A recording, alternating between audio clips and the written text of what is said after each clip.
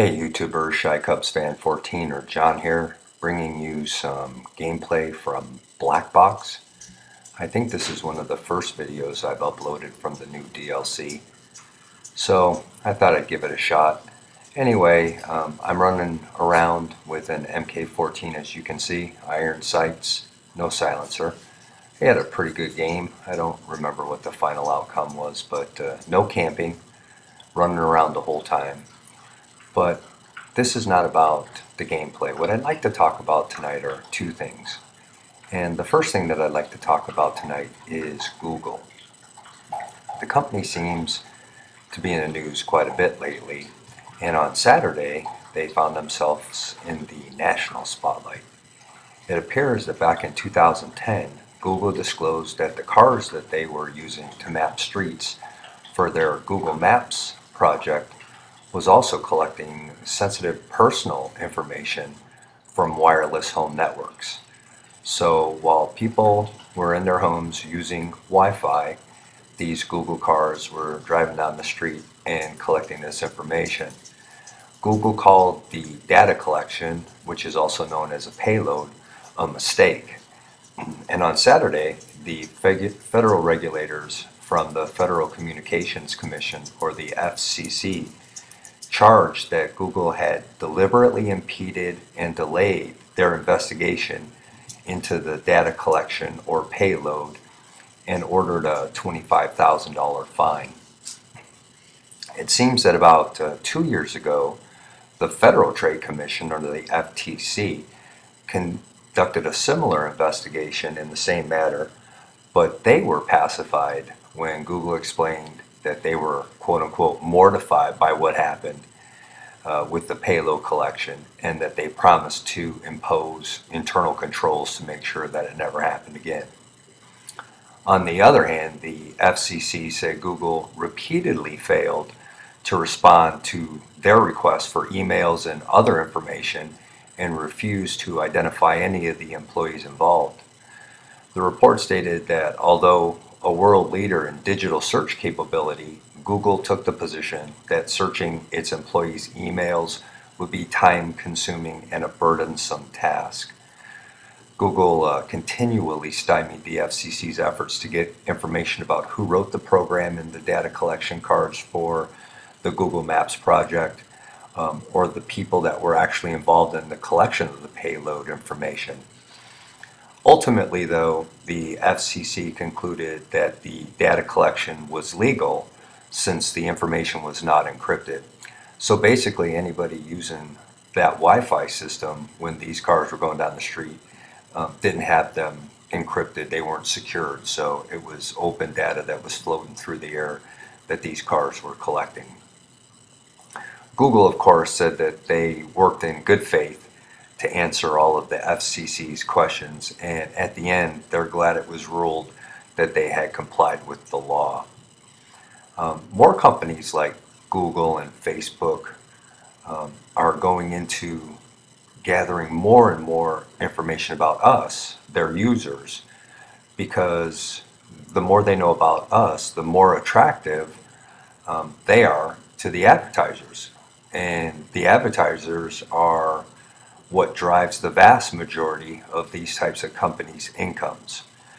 Google's recent privacy policy, which went into effect I think about a month ago, if I'm not mistaken, allows closer tracking of the users that use Google, and this drew severe criticism from the people that were using Google at that time. They were outraged about Google getting the information and tracking them. Some politicians are becoming skeptical of this whole information debacle. Senator Al Franken, who's a Democrat from Minnesota, and some of you who are older like me will remember that he was an actor and a writer on Saturday Night Live before he went into politics, and he is the guy who I think won by like one vote, and it took forever for them up in Minnesota to actually seat him and swear him in.